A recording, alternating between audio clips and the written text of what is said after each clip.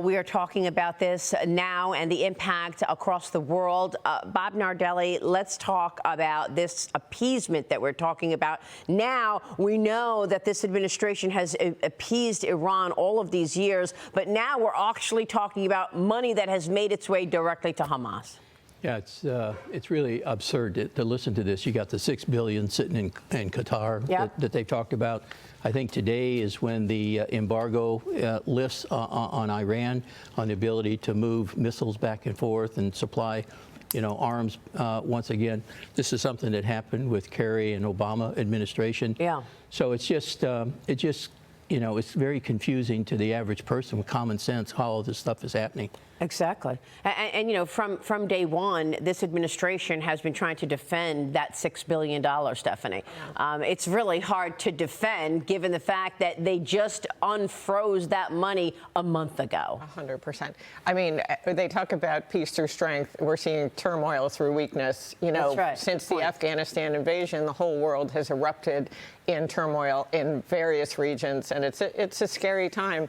And it's not just the American security that's at stake, and we're learning that. The entire globe is in a much more precarious situation because of the weakness portrayed by the United States. Yeah, I mean, look, I think the president making this effort to go to Israel is all good, but at the same time, when you've got weakness on the world stage, it almost hurts the situation to have weakness right there in the middle of all of this. I mean, I couldn't understand anything he said because he was mumbling so much. I mean, that's not a image of strength that you want to see from our leader.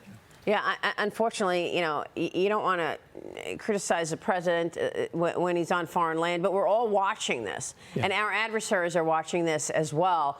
And, going there now when Israel is about to, and they've been very transparent about this, they're about to go into Gaza to retaliate for the worst attack since the Nazis. It almost disrupts what the plan is. Yeah, I don't know. I thought the Prime Minister's comments were very pointed and really put the president in a little bit of a box when he, read back some of the comments that the president made and really put him in an awkward position, quite honestly. He can't back down now. I mean, I agree. It's on the public stage. I was thinking that as well. And the Prime Minister was just pounding it back and forth. You said this, you're going to do this.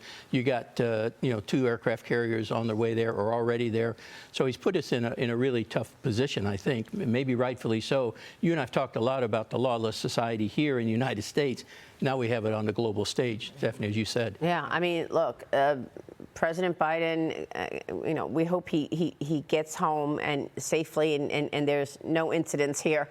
But, God forbid otherwise, you've got Kamala Harris here. and then you've got, the next person in line, the Speaker of the House, and we don't have one. Right. So it's a very dangerous and fragile time.